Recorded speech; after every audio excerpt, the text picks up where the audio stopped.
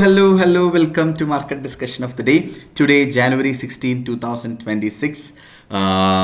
Friday ആണ്, weekend ആണ്. So market ഡിസ്കഷനിലോട്ട് പോകുന്നതിന് മുന്നേ ആയിട്ട് നമ്മളുടെ ഫ്രീ ആയിട്ടുള്ള ഫോറക്സ് ട്രേഡിംഗ് കോഴ്സ് ഞാൻ യൂട്യൂബിൽ അപ്ലോഡ് ചെയ്തിട്ടുണ്ട്. നിങ്ങൾക്ക് ഫ്രീ ആയിട്ട് ഫോറക്സ് ട്രേഡിംഗ് പഠിക്കണം എന്നുള്ള എല്ലാ ആൾക്കാർക്കും എൻ്റെ ഡിസ്ക്രിപ്ഷൻ ബോക്സിൽ ആദ്യത്തെ 5 എപ്പിസോഡ്സ് ഞാൻ ഇട്ടിട്ടുണ്ട്. നിങ്ങൾക്ക് കാണാവുന്നതാണ്. കണ്ട് എന്ത് ഡൗട്ട് ഉണ്ടെങ്കിലും നിങ്ങൾക്ക് ഡയറക്റ്റ്ലി ചോദിക്കാവുന്നതാണ്. സോ 6ഉം 7ഉം ഞാൻ എല്ലാം സെറ്റ് ചെയ്ത് വെച്ചിട്ടുണ്ട്. ഇന്ന് ഞാൻ 6ാമത്തെ വീഡിയോ അപ്ലോഡ് ചെയ്യുന്നതായിരിക്കും. ഞായറാഴ്ച ഞാൻ 7ാമത്തെ വീഡിയോയും അപ്ലോഡ് ചെയ്യുന്നതായിരിക്കും എടുത്ത് ഓർമ്മിപ്പിച്ച് പോവുകയാണ്. Okay, so coming to market discussion, coming to fundamental side. നമുക്ക് ഫണ്ടമെൻ്റൽ സൈഡിലോട്ട് പോകുന്നതിന് മുന്നേ ആയിട്ട് നമുക്ക് first of all calendar base ചെയ്തിട്ടുള്ള ഫണ്ടമെൻ്റൽസിനെ കുറിച്ച് പറയാം.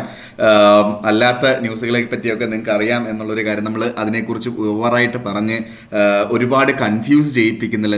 നമുക്കറിയാം അല്ലേ എന്തൊക്കെയാണ് വേൾഡിൽ നടക്കുന്നത് എന്നുള്ളൊരു കാര്യം നമുക്ക് ഡീറ്റെയിൽ ആയിട്ട് അറിയാം. അതിൽ നമ്മൾ മനസ്സിലാക്കേണ്ട ഒരേ ഒരു കാര്യം, നമുക്ക് ഇപ്പം US-ഉം ഗ്രീൻലാൻഡുമായിട്ടുള്ള കാര്യങ്ങളും ഗ്രീൻലാൻഡ് ബേസ് ചെയ്തിട്ട് ഡെൻമാർക്ക് അല്ലെങ്കിൽ യൂറോപ്പ് എടുക്കുന്ന തീരുമാനങ്ങളൊക്കെ നമുക്ക് ഡീറ്റെയിൽ ആയിട്ട് അറിയാം അല്ലേ. സോ അതൊക്കെ അവിടെ നിൽക്കട്ടെ. പക്ഷേ നമ്മൾ മനസ്സിലാക്കേണ്ട കാര്യം, പൊളിറ്റിക്കൽ സൈഡിൽ നിന്ന് വളരെ ഇമ്പോർട്ടൻ്റ് ആയിട്ട് US-ഉം ഇസ്രയേലും തമ്മിലുള്ള ആ ഒരു സംഘർഷം അല്ലെങ്കിൽ ആ ഒരു പ്രശ്നം വലിയ രീതിയിലുള്ളൊരു പ്രശ്നമാക്കി കാണാതിരിക്കുക. അതിനെ മാധ്യമങ്ങൾ ഭയങ്കര ആഘോഷമാക്കിക്കൊണ്ടിരിക്കുന്ന ഒരു സമയത്ത് നമ്മൾ ഇവർ തമ്മിൽ അടിയാകും എന്ന് പറഞ്ഞ് വെറുതെ ഒരു ബൈയിലോട്ട് പോകാതിരിക്കുക എന്നുള്ളൊരു കാര്യം ഞാൻ ഫസ്റ്റ് തന്നെ പറഞ്ഞു പോയിക്കോട്ടെ. കാരണം മിഡിൽ ഈസ്റ്റ് കൺട്രീസിൽ ഇങ്ങനെ ഒരു വാർ നടക്കുന്നത് മിഡിൽ ഈസ്റ്റ് കൺട്രീസിന് വലിയൊരു പ്രശ്നമുണ്ടാകും. പ്രത്യേകിച്ച് US-ഉമായിട്ട് നല്ല രീതിയിൽ നല്ല സുഹൃത്തുക്കളായിട്ടുള്ള സൗദി അറേബ്യ അല്ലെങ്കിൽ ഖത്തർ പോലത്തുള്ള കൺട്രീസ് നിൽക്കുന്ന സമയത്ത് ഇറാനുമായിട്ടുള്ളൊരു പ്രശ്നം ഉണ്ടാവാനായിട്ടുള്ള പോസിബിലിറ്റി വളരെ കുറവാണ്. അതിൻ്റെ കൂടെ തന്നെ ഇറാൻ എന്ന് പറയുന്ന രാജ്യം അത്ര സ്ട്രോങ് അല്ലാത്ത രാജ്യമൊന്നുമല്ല. ഇറാന് US-നെ നിങ്ങൾ നമുക്ക് കാണാം എന്നുള്ള രീതിയിൽ തന്നെയാണ് ഇറാൻ നിൽക്കുന്നത്. അതിൻ്റെ കൂടെ തന്നെ റഷ്യയും ചൈനയും ഇറാനെ സപ്പോർട്ട് കൊടുക്കും എന്നുള്ള എല്ലാ പിന്തുണയും അവരുടെ സൈഡിൽ നിന്നുണ്ട് എന്നുള്ളത്.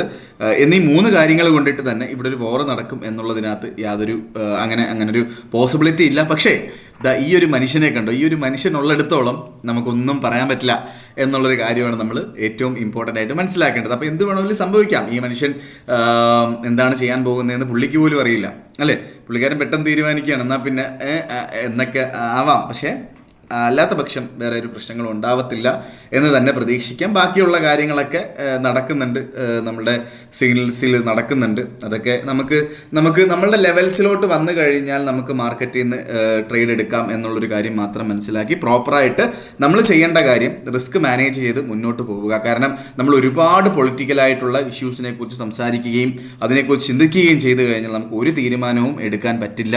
അതുകൊണ്ടിട്ട് തന്നെ ഞാൻ ഒരുപാട് ബാക്കി നടക്കുന്ന കാര്യങ്ങളെക്കുറിച്ച് ഡീറ്റെയിൽ ആയിട്ട് പറയുന്നില്ല എന്നുള്ളതാണ് എനിക്ക് പറയാനായിട്ടുള്ളത്. ഫസ്റ്റ് ഓഫ് ഓൾ നമുക്ക് നേരെ ഇന്നലെ നടന്നിട്ടുള്ള ന്യൂസുകളെ കുറിച്ച് നോക്കാം. സോ ഇന്നലെ നമുക്ക് first of all GDP announcement ഉണ്ടായിരുന്നു GBPയിൽ നിന്ന്. സോ അത് ആക്ച്വലി നമുക്ക് -1% ആയിരുന്നു. ഫോർകാസ്റ്റ് വന്നത് 0.1%, ആക്ച്വലി വന്നപ്പോൾ 0.3%. സോ അങ്ങനെ വരുമ്പോൾ എന്താണ് സംഭവിക്കേണ്ടത്? GBP പോസിറ്റീവായിട്ടല്ലേ പോകേണ്ടത് എക്കണോമിക് പ്രകാരം. പക്ഷേ ഇന്നലെ ഒരു US സെഷനോട് കൂടി സോ ഈ ഒരു ന്യൂസ് വന്ന് കുറച്ചുകൂടെ കഴിഞ്ഞ് ഒരു 3-4 ക്യാൻഡിലൊക്കെ കഴിഞ്ഞപ്പോൾ GDP നേരെ എന്ത് സംഭവിച്ചു? GBP ലെവലൊക്കെ വിട്ട് താഴെ ഓൾമോസ്റ്റ് നമ്മൾ ഇന്നലെ ട്രേഡ് എടുക്കണം എന്ന് പറയുന്ന സ്റ്റോപ്പ് ലോസും വിട്ട് 1.33620 എന്ന് പറയുന്ന റേഞ്ചിലോട്ട് നിന്നു അല്ലേ. സോ ഇന്നലെ നമ്മൾ ടൈറ്റായിട്ട് GBPയിൽ സ്റ്റോപ്പ് ലോസ് ഇടാനാണ് പറഞ്ഞത്. 1.3380 അവിടെ സ്റ്റോപ്പ് ലോസ് ഇടണമെന്നാണ് പറഞ്ഞത്. സോ ആ സ്റ്റോപ്പ് ലോസ് അടിച്ചു പോയി എന്നുള്ളൊരു കാര്യമാണ് എനിക്ക് പറയാനായിട്ടുള്ളത്. അത് ബേസിക്കലി ന്യൂസ് ഉള്ളായത് കൊണ്ടിട്ട് തന്നെ മാറി നിൽക്കണം എന്ന് പറഞ്ഞിട്ടുണ്ടായിരുന്നു. പക്ഷേ പല ആൾക്കാരും ട്രേഡ് എടുത്തിട്ടുണ്ടാവും. ഞാനത് ഇന്നലെ ഓപ്പർച്യൂണിറ്റി എടുത്ത് പറയുകയും ചെയ്തു 1.3300 അവിടുന്ന് ബൈ ചെയ്യണമെന്ന്. അത് ബേസിക്കലി അത് പറയാനായിട്ടുള്ള റീസൺ ഞാൻ ന്യൂസ് കഴിഞ്ഞിട്ട് കുറച്ചുകൂടെ കഴിഞ്ഞപ്പോഴാണ് നമ്മൾ വീഡിയോ അപ്ലോഡ് ചെയ്തത്, അതുകൊണ്ടിട്ടാണ്. പക്ഷെ എന്നിരുന്നാലും മാർക്കറ്റിൽ ഒരു കറക്ഷൻ നടന്നു എന്നുള്ളതാണ് സത്യം അല്ലേ. സോ ബേസിക്കലി നമ്മൾ എക്കണോമിക്സ് എപ്പോഴും വർക്ക് ചെയ്യാൻ ചെയ്യാറില്ല എന്നുള്ളൊരു കാര്യമാണ് എനിക്കിതിലൂടെ പറഞ്ഞു പോകാനായിട്ടുള്ളത്. സോ മെനഞ്ഞാന്നത്തെ ന്യൂസ് നമ്മൾ നോക്കിക്കഴിഞ്ഞാൽ നമ്മൾ റീറ്റെയിൽ സെയിൽസിൻ്റെ ഒരു എക്സാമ്പിളൂടെ പറഞ്ഞു പോവാം. സോ റീറ്റെയിൽ സെയിൽസ് വന്നപ്പോൾ ഇതിനെക്കുറിച്ച് നമ്മൾ ഇന്നലെയും പറഞ്ഞിട്ടുണ്ടായിരുന്നു. -1 ആയിരുന്നു ഫോർകാസ്റ്റ്. നമ്മുടെ പ്രീവിയസ് 0.5% വന്നു. അതിനുശേഷം 0.6% ആണ് ആക്ച്വലി വന്നത്. ഫോർകാസ്റ്റ് 0.5%, ആക്ച്വൽ വന്നപ്പോൾ 0.6% വന്നു അല്ലേ. സോ ഇവിടെ എന്ത് സംഭവിച്ചു? മാർക്കറ്റിൽ ഗോൾഡ് നനഞ്ഞാന്ന് തൊട്ട് നമുക്ക് പ്രോപ്പറായിട്ട് 4620 എന്ന് പറയുന്ന റേഞ്ചിൽ മാർക്കറ്റ് ഒരു അപ് ട്രെൻഡ് അപ് സൈഡിൽ അവിടുന്ന് റെസിസ്റ്റ് ചെയ്യുന്ന ഒരു കാഴ്ചയാണ് നമുക്ക് കാണാനായിട്ട് പറ്റിയത്. പലവട്ടവും മാർക്കറ്റ് 4220 അവിടെ ഒരു ബോഡി പോലും ഇന്നലെ തൊട്ട് ഫോം ചെയ്തിട്ടില്ല എന്നുള്ളൊരു കാര്യം നമുക്ക് മനസ്സിലാക്കുകയും ചെയ്യാം അല്ലേ. സോ ബേസിക്കലി ഇവിടെ ഒരു പ്രോപ്പറായിട്ടുള്ള റെസിസ്റ്റൻസ് ആയിട്ട് 4620 എന്ന് പറയുന്നത് ഫസ്റ്റ് റെസിസ്റ്റൻസും 4240 എന്ന് പറയുന്നത് സെക്കൻഡ് റെസിസ്റ്റൻസ് ആയിട്ടും ആക്ട് ചെയ്യുന്നുണ്ട് എന്നുള്ളൊരു കാര്യം നമ്മൾ വളരെ ഇമ്പോർട്ടൻ്റ് ആയിട്ട് മനസ്സിലാക്കി പോവുക എന്നുള്ളൊരു കാര്യമാണ് എനിക്ക് പറഞ്ഞു പോകാനായിട്ടുള്ളത്. ഓക്കെ, സോ എന്നും പറഞ്ഞ് ഇവിടുന്ന് കയറി സെല്ലെടുക്കണം എന്ന് ഞാൻ പറഞ്ഞിട്ടില്ല, ഞാൻ നിങ്ങളുടെ അടുത്ത് പറഞ്ഞതാണ്. ഓക്കെ, ഇവിടെ കറക്റ്റായിട്ട് എക്കണോമിക്സ് വർക്കായി, ഈ റെസിസ്റ്റൻസ് വർക്കാവുന്നുണ്ട്. കാരണം ഇന്നലെ ഈ ഒരു ന്യൂസിന് ശേഷം മാർക്കറ്റ് അതിനെ ബ്രേക്ക് ചെയ്ത് മുകളിലോട്ട് പോകാനായിട്ടുള്ള ചെയ്യുന്നില്ല. ഈ ഒരു ന്യൂസ് വന്നതിന് ശേഷം മാർക്കറ്റ് കുറച്ച് അവിടെ എക്കണോമിക്സ് വർക്കായി, പക്ഷേ GBPയിൽ എക്കണോമിക്സ് വർക്കായില്ല. ഇത് ഞാൻ പറയാനായിട്ടുള്ള റീസൺ, ഇവിടുന്ന് ഒന്നും ട്രേഡ് എടുക്കണം, ന്യൂസ് ബേസ് ചെയ്ത് ട്രേഡ് എടുക്കണം എന്നുള്ളതല്ല എൻ്റെ പോയിന്റ് എന്ന് പറഞ്ഞു കഴിഞ്ഞാൽ എപ്പോഴും എക്കണോമിക്സ് വർക്ക് ആവണം എന്നില്ല. ഒരു ന്യൂസ് കണ്ടിട്ട് വെറുതെ മാർക്കറ്റിലോട്ട് ചാടി കയറി ട്രേഡ് എടുക്കാതിരിക്കുക. ഓക്കെ, ട്രേഡ് എടുത്താലും അത് പെട്ടെന്ന് ഒരു 50 to 60 പിപ്സിൻ്റെ പ്രോഫിറ്റ് എടുത്ത് മാറിക്കഴിഞ്ഞാൽ ഓക്കെയാണ്. പക്ഷേ ഞാൻ ട്രേഡ് ചെയ്യുന്ന മെത്തേഡ് വെച്ചിട്ട് നമ്മളൊരു കുറച്ചുകൂടെ പൊസിഷണൽ ട്രേഡർ ആവുമ്പോൾ അങ്ങനെ മാറുന്നത് പോസിബിൾ ആയിട്ടുള്ളൊരു കാര്യമാണെന്ന് എനിക്ക് തോന്നുന്നില്ല എന്നുള്ളതാണ് എനിക്ക് പറഞ്ഞു പോകാനായിട്ടുള്ളത്. Okay, so coming to market discussion, coming to എന്താ പറയുക നമ്മുടെ ഫണ്ടമെൻ്റൽ സൈഡ്. സോ ഇന്ന് നമുക്ക് വളരെ ഇമ്പോർട്ടൻ്റ് ആയിട്ടുള്ള ഒരു ന്യൂസ് ഉണ്ട്. ഓക്കെ, നമ്മുടെ GDP ഇന്ന് തന്നെ GDP ആണ് ന്യൂസ് ഓൾറെഡി വന്നിട്ടുള്ളത്. ഓക്കെ, സോറി ഇത് ഇന്നലത്തെ ന്യൂസ് ആയിരുന്നല്ലോ, GBP ഇന്ന് തന്നെ ബാങ്ക് ഓഫ് ഇംഗ്ലണ്ട് ഗവർണർ ബെയ്ലിയുടെ സ്പീച്ചാണ് വൈകുന്നേരം 3:30 ഉള്ളത്. ഓക്കെ, സോ അത് വളരെ ഇമ്പോർട്ടൻ്റ് ആണ് GBPയിൽ. So bank of England governor എന്ത് പറയും എന്നനുസരിച്ചിരിക്കും. മാർക്കറ്റ് ഓൾറെഡി GBP ഒന്ന് താഴോട്ട് പോയി 1.360 അവിടെ സപ്പോർട്ട് ചെയ്ത് മാർക്കറ്റ് മുകളിലോട്ട് പോയി 1.3400 റെസിസ്റ്റൻസ് ആയിട്ട് ആക്ട് ചെയ്ത് ആ ചെറിയ സ്ഥലത്ത് കിടന്ന് കളിച്ചുകൊണ്ടിരിക്കുകയാണ് market. Okay, so basically market is waiting for Bailey speech എന്നുള്ളതാണ് നമ്മൾ മനസ്സിലാക്കേണ്ടത്. ഓക്കെ, സോ ബെയ്ലി സ്പീച്ച് കഴിഞ്ഞിട്ട് വേണം നമുക്ക് GBPയിൽ ഒരു തീരുമാനം എടുക്കാൻ എന്നുള്ളൊരു കാര്യമാണ് എനിക്ക് പറഞ്ഞു പോകാനായിട്ടുള്ളത്. ഓക്കെ, സോ ഓൾറെഡി എന്താ പറയുക, നമ്മളുടെ GBPയിൽ പൊസിഷനുള്ള ആൾക്കാർ അതിന് മുന്നേ ആയിട്ട് ചെറിയ ലോസിലൊക്കെ ആണെന്നുണ്ടെങ്കിൽ മാറി നിൽക്കുന്നത് ബെറ്റർ ആയിട്ടുള്ളൊരു ഓപ്ഷൻ ആയിരിക്കും. ഇന്ത്യൻ ടൈമിംഗ് 3:30 മണിക്കാണ് ബെയ്ലിയുടെ സ്പീച്ച് ഉള്ളത്. GBPയിൽ പൊസിഷനുള്ള ആൾക്കാർ അതിന് മുന്നേ ആയിട്ട് നിങ്ങൾക്ക് ചെറിയ ലോസൊക്കെ ഉള്ള ഒരു പൊസിഷൻ ആണെന്നുണ്ടെങ്കിൽ അവിടുന്ന് മാറി നിൽക്കുന്നത് ബെറ്റർ ആയിട്ടൊരു ഓപ്ഷൻ ആയിരിക്കും എന്നും കൂടെ ഞാൻ പറഞ്ഞു പോവുകയാണ്. Okay, coming to market discussion, coming to technical side. നമ്മൾ ടെക്നിക്കൽ സൈഡിലോട്ട് വരുമ്പോൾ ഫസ്റ്റ് ഓഫ് ഓൾ നമുക്ക് എല്ലാ ദിവസവും പറയുന്നത് പോലെ നമ്മളുടെ USD JPYയിലോട്ട് വരാം. USD JPY 158.221 എന്നിൽ നിൽക്കുന്നു. ഓക്കെ, ഇവിടുന്ന് നമുക്ക് 158.10 എന്നാണ് നമ്മൾ ബൈ ചെയ്യാൻ പറഞ്ഞത്. ഓക്കെ, സോ 158.10 ബൈ ചെയ്തിട്ടുള്ള എല്ലാ ആൾക്കാരും അത്യാവശ്യം ചെറിയൊരു പ്രോഫിറ്റിലാണ് എന്നുള്ളൊരു കാര്യമാണ് എനിക്ക് മനസ്സിലാക്കാനായിട്ട് പറ്റുന്നത്. ആ ഒരു ബേസിക്കലി നിങ്ങൾ ബൈ ചെയ്തിട്ടുണ്ട് എങ്കിൽ 157.40 താഴെയായിട്ട് സ്റ്റോപ്പ് ലോസ് വെക്കണം. അത് നിർബന്ധമായിട്ടും പാലിച്ച് പോകണം. ഓക്കെ, ടേക്ക് പ്രോഫിറ്റ് നമുക്ക് 159.20 നമുക്ക് ടേക്ക് പ്രോഫിറ്റും വെച്ച് പോവുകയും ചെയ്യാം. ഓക്കെ, ഇല്ലാത്ത പക്ഷം നമുക്ക് ടേക്ക് പ്രോഫിറ്റ് 158.80 അവിടെയൊക്കെ ടേക്ക് പ്രോഫിറ്റ് എടുക്കാം. ഫസ്റ്റ് ടേക്ക് പ്രോഫിറ്റ് എടുക്കാം. ബാക്കിയുള്ള പ്രോഫിറ്റ് 159.20 അവിടെ എടുത്ത് പോവുകയും ചെയ്യാം. ലോങ്ങർ ടേമിലാണ് നിങ്ങൾ പ്ലാൻ ചെയ്യുന്നതെങ്കിൽ അടുത്ത പ്രോപ്പർ ആയിട്ടുള്ള റെസിസ്റ്റൻസ് ഉറപ്പായിട്ട് 160 ഉറപ്പായിട്ട് റെസിസ്റ്റ് ചെയ്യും.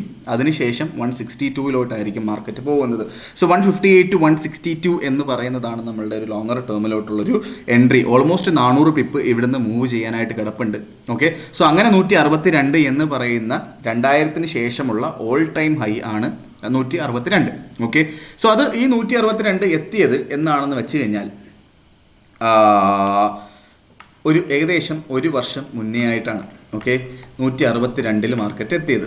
നമുക്ക് ജാനുവരി 2020 നമുക്ക് 158 ഈ ഒരു പോയിന്റിൽ ഓൾമോസ്റ്റ് ജാനുവരി 14 എത്തിയിട്ടുണ്ടായിരുന്നു. ഓക്കെ, പക്ഷേ 162 എത്തിയിട്ടുണ്ടായിരുന്നു. അതാണ് ഞാൻ ഇങ്ങനെ നോക്കുന്നത്. Okay, January 158, November. Okay, so ഇതിവിടെ അതായത് 2024 നവംബറിലാണ് 162 എന്ന് പറയുന്ന 2000 ശേഷമുള്ള ഓൾ ടൈം ഹൈയിലോട്ട് മാർക്കറ്റ് എത്തിയിട്ടുണ്ടായിരുന്നത്.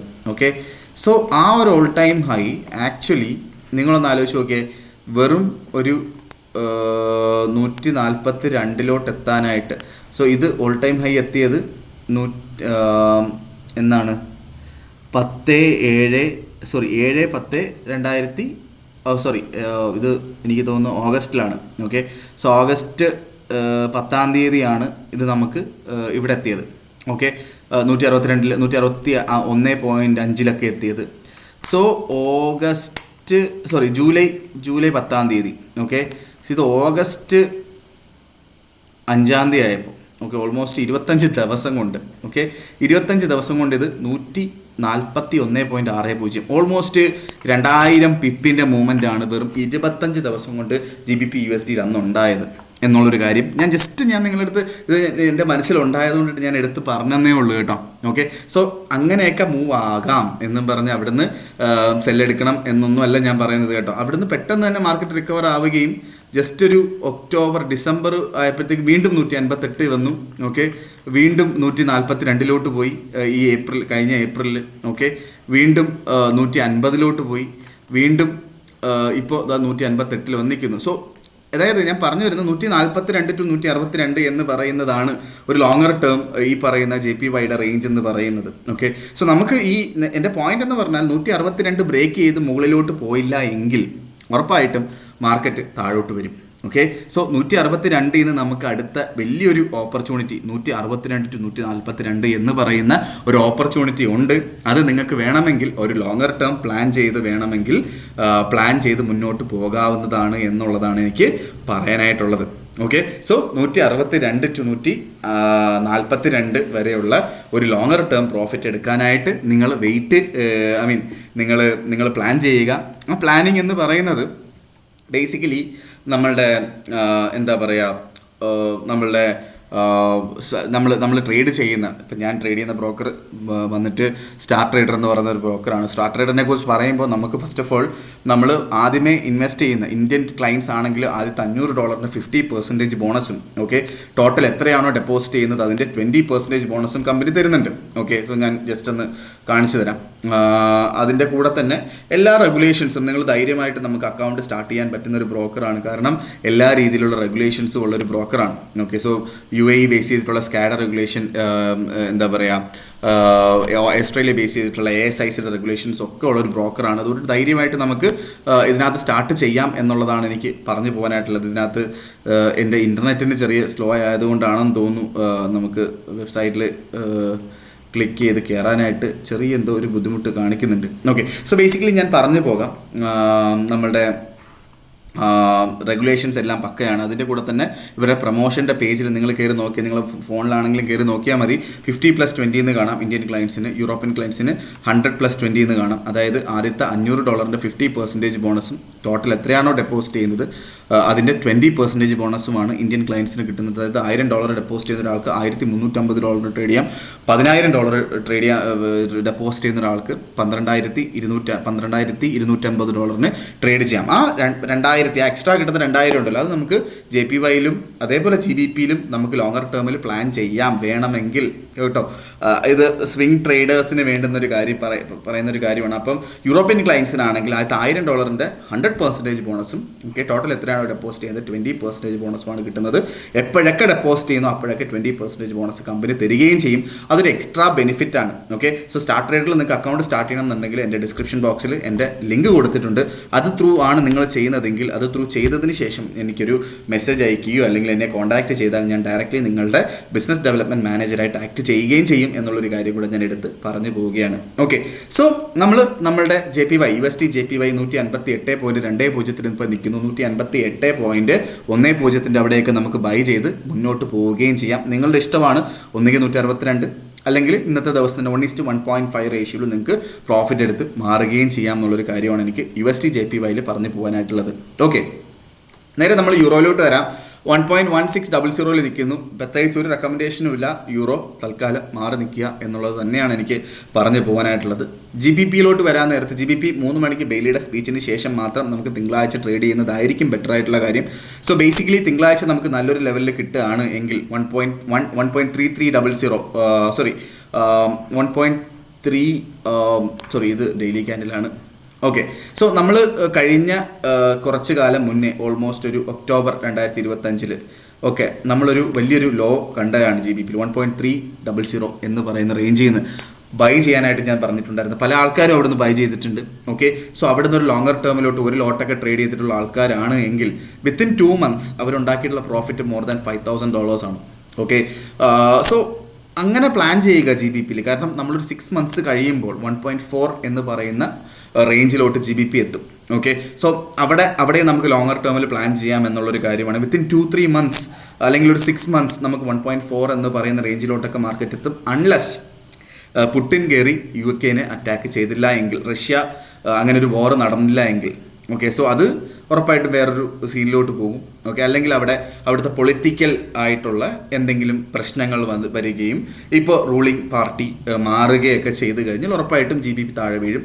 സോ അൺലെസ് അങ്ങനെയൊന്നും സംഭവിച്ചില്ല എങ്കിൽ നമുക്ക് നല്ല രീതിയിലുള്ള ഒരു ലോങ്ങർ ടേമിന് വേണ്ടി പ്ലാൻ ചെയ്യാം. ഓക്കെ, സോ ലോങ്ങർ ടേമിന് വേണ്ടി പ്ലാൻ ചെയ്യാൻ നേരം നമ്മളിപ്പം ഇവിടെ വെച്ച് ഈ ഒരു പോയിന്റിൽ വെച്ച് ബൈ ചെയ്യണം എന്നുള്ളതല്ല എൻ്റെ പോയിന്റ്. നമുക്കൊരു കുറച്ചുകൂടെ ബെറ്റർ പ്രൈസ്, ഫോർ എക്സാമ്പിൾ 1.3200 എന്ന് പറയുന്ന ഒരു ബെറ്റർ പ്രൈസിൽ നമുക്ക് ബൈ ചെയ്യാം, അല്ലെങ്കിൽ 1.3300 എന്ന് പറയുന്ന ഒരു ബെറ്റർ പ്രൈസിൽ ബൈ ചെയ്യാം. ഓക്കെ, ഈവൻ 1.300 എന്ന് പറയുന്ന ബെറ്റർ പ്രൈസ് കിട്ടുമോ ഇല്ലയോ എന്ന് എനിക്കറിയില്ല. പക്ഷേ there is A much possibility that we can get 1.3300 അല്ലേ. 1.30 എന്ന് പറയുന്ന റേഞ്ചിലോട്ട് നമുക്ക് എത്താനായിട്ട് വലിയ പാടൊന്നുമില്ല. ബെയിലിയുടെ വായിന്ന് എന്തെങ്കിലും ഒരു നെഗറ്റീവായിട്ടുള്ള ഒരു കാര്യം വന്നു കഴിഞ്ഞാൽ തന്നെ മാർക്കറ്റ് ഒരു കറക്ഷൻ ഉണ്ടാകും. ആ കറക്ഷൻ്റെ ഭാഗമായിട്ടാണ് ഇന്നലെ മാർക്കറ്റ് ഇങ്ങനെ ഒരു ചെറിയൊരു കറക്ഷൻ കാണിച്ചത് എന്നുള്ളതാണ് ഞാൻ വിശ്വസിക്കുകയും ചെയ്യുന്നത്.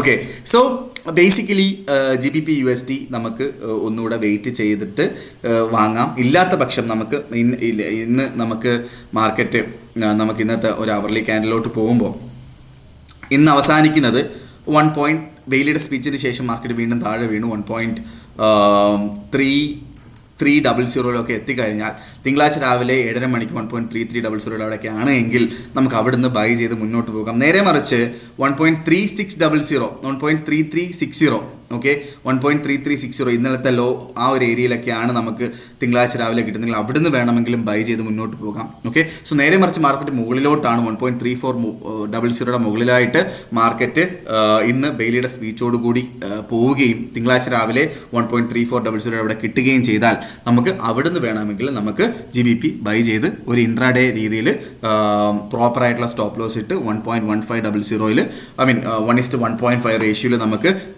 ടേക്ക് പ്രോഫിറ്റ് എടുത്ത് പോവുകയും ചെയ്യാം എന്നുള്ളതാണ് എനിക്ക് GBPയിൽ പറഞ്ഞു പോകാനായിട്ടുള്ള കാര്യം. ഓക്കെ, സോ ബേസിക്കലി GBPയിൽ ഉറപ്പായിട്ട് സ്റ്റോപ്പ് ലോസ് ഇടുക. മിനിമം ഒരു 60 പിപ്സിൻ്റെ എങ്കിലും 60 to 70 പിപ്സിൻ്റെ എങ്കിലും സ്റ്റോപ്പ് ലോസ് ഇടുക. ഒരു 100 പിപ്സിൻ്റെ ടേക്ക് പ്രോഫിറ്റും വെച്ച് പോവുക എന്നുള്ളൊരു കാര്യം ഞാൻ എടുത്ത് പറഞ്ഞു പോവുകയാണ്. ഓക്കെ, സോ നേരെ നമ്മളുടെ ഗോൾഡിലോട്ട് വരുമ്പം 4601 എന്ന് പറയുന്ന റേഞ്ചിൽ നിൽക്കുന്നു. ഗോൾഡ് ഒരു നല്ലൊരു വലിയൊരു കറക്ഷൻ നടക്കാനായിട്ട് ഗോൾഡിലുണ്ട്. ഓക്കെ, അതുകൊണ്ടിട്ട് തന്നെ ലോങ്ങർ ടേമിലോട്ട് എനിക്ക് ഒരു റെക്കമെൻഡേഷൻ ഗോൾഡ് തൽക്കാലം ഇല്ല. നമുക്ക് 2 ഓപ്പർച്യൂണിറ്റിയാണ് എന്നുള്ളത്. രണ്ടും ബൈ ഓപ്പർച്യൂണിറ്റി തന്നെയാണ്. സെൽ ഓപ്പർച്യൂണിറ്റിയിലോട്ട് നിൽക്കണം എന്ന് ഞാൻ ഒരിക്കലും റെക്കമെൻഡ് ചെയ്യുന്നില്ല. ഓക്കെ, ഫസ്റ്റ് എൻട്രി എന്ന് പറയുന്നത് 4580 എന്ന് പറയുന്ന സ്ഥലത്ത് 80-85 ഇതിൻ്റെ ഇടയ്ക്കാണ് കേട്ടോ. 80 എന്ന് പറയുന്ന പർട്ടിക്കുലർ പ്രൈസിൽ വന്ന് മാർക്കറ്റ് നിൽക്കണം എന്ന് നിർബന്ധം പിടിച്ചിട്ട് കാര്യമില്ല, ഒരിക്കലും അങ്ങനെ വന്നിക്കില്ല അല്ലേ. സോ 4680 അടുത്ത് നമുക്ക് കിട്ടിക്കഴിഞ്ഞാൽ 80-85 ഇടയ്ക്ക് നമുക്ക് കിട്ടിക്കഴിഞ്ഞാൽ നമുക്ക് നല്ല രീതിയിലുള്ള ഒരു ബൈ എൻട്രി എടുക്കാം. $25 സ്റ്റോപ്പ് ലോസ്, $37 ടേക്ക് പ്രോഫിറ്റ് ആയിട്ട് നമുക്ക്, അല്ലെങ്കിൽ നമുക്ക് 4220 അവിടെയൊക്കെ ആയിട്ട് 4215 റേഞ്ചിലൊക്കെ നമുക്ക് സ്റ്റോപ്പ് ലോസ് എടുത്ത് ടേക്ക് പ്രോഫിറ്റ് എടുത്ത് മാറുകയും ചെയ്യാം. ഓക്കെ, ടൈറ്റായിട്ട് ചെയ്യണം എന്നുള്ള ആൾക്കാർക്ക് 4570 താഴെയായിട്ട് വേണം നമ്മൾ ആ സ്റ്റോപ്പ് ലോസ് വെക്കാൻ. 70 താഴെയാണ് കേട്ടോ, 70 അല്ല, 70 താഴെയായിട്ട് ഒരു $4-5 താഴെയായിട്ട് വേണം സ്റ്റോപ്പ് ലോസ് വെക്കാനായിട്ടുള്ള ഒരു കാര്യം കൂടെ ഞാൻ പറഞ്ഞു പോവുകയാണ്. ഇതാണ് നമ്മളുടെ ഫസ്റ്റ് ഓപ്പർച്യൂണിറ്റി. രണ്ടാമത്തെ ഓപ്പർച്യൂണിറ്റി ബ്രേക്ക് ഔട്ട് ആവുകയാണെങ്കിൽ, ഫോർ എക്സാമ്പിൾ 4640 മുകളിലായിട്ട് ഓക്കെ മാർക്കറ്റ് ടൈമിങ്ങിൽ എന്താ പറയുക 1 hour ക്യാൻഡിൽ ഫോം ചെയ്യുകയോ അല്ലെങ്കിൽ 4 hour ക്യാൻഡിൽ ഫോം ചെയ്യുകയോ ചെയ്താൽ ഉറപ്പായിട്ട് നമുക്ക് അവിടുന്ന് ഒരു ബൈ എൻട്രി എടുക്കുകയും അത് നമുക്ക് 4680 വരെ ഫസ്റ്റ് ടാർഗറ്റായിട്ട് നമുക്ക് അച്ചീവ് ചെയ്ത് പോവുകയും ചെയ്യാം എന്നുള്ളൊരു കാര്യമാണ്. സോ 4620 4640 മുകളിലായിട്ട് ബൈ ചെയ്യുന്ന ആൾക്കാർ സ്റ്റോപ്പ് ലോസ് വെക്കേണ്ട 4620 താഴെയായിട്ടാണ്. 20 താഴെ മീൻസ് ഓൾമോസ്റ്റ് ഒരു $4 to $5 അല്ലെങ്കിൽ 40 to 50 പിപ്സിൻ്റെ താഴെയായിട്ട് ഓൾമോസ്റ്റ് $20-25 അല്ലെങ്കിൽ $30 നമ്മൾ സ്റ്റോപ്പ് ലോസ് വെക്കേണ്ടി വരും. സോ അതുകൊണ്ടിട്ട് തന്നെ ആ ഒരു എൻട്രി എടുക്കണോ വേണ്ടയോ എന്നുള്ളൊരു കാര്യം നിങ്ങളുടെ തീരുമാനമാണ്. എന്തെടുത്താലും നിങ്ങൾക്ക് സ്റ്റോപ്പ് ലോസ് ഇത്രയും വലുതാവുന്നത് കൊണ്ടിട്ട് തന്നെ നിങ്ങൾ നോർമലി എടുക്കുന്ന ലോട്ട് സൈസിന് പകരം കുറച്ചുകൂടെ ലോട്ട് സൈസ് എടുക്കണം എന്നുള്ളതാണ്, കുറച്ചുകൂടെ ലോട്ട് സൈസ് കുറച്ചെടുക്കണം എന്നുള്ളതാണ് എൻ്റെ റെക്കമെൻഡേഷൻ. ഓക്കെ, പക്ഷേ ഇത് നല്ലൊരു എൻട്രി ആയിരിക്കും. മോസ്റ്റ് പ്രോബ്ലി അങ്ങനെ ഒരു ബ്രേക്ക് ഔട്ട് കണ്ടു കഴിഞ്ഞാൽ നിങ്ങൾക്ക് അത് ബൈ ചെയ്ത് മുന്നോട്ട് പോവുകയും ചെയ്യാം എന്ന് പറഞ്ഞുകൊണ്ട് ഇന്നത്തെ ദിവസത്തെ മാർക്കറ്റ് ഡിസ്കഷൻ ഞാൻ കൺക്ലൂഡ് ചെയ്യാണ്. മാർക്കറ്റ് ഡിസ്കഷനായിട്ട് നമ്മൾ നാളെ കാണുന്നത് വരെ എല്ലാവർക്കും ഗുഡ് ബൈ.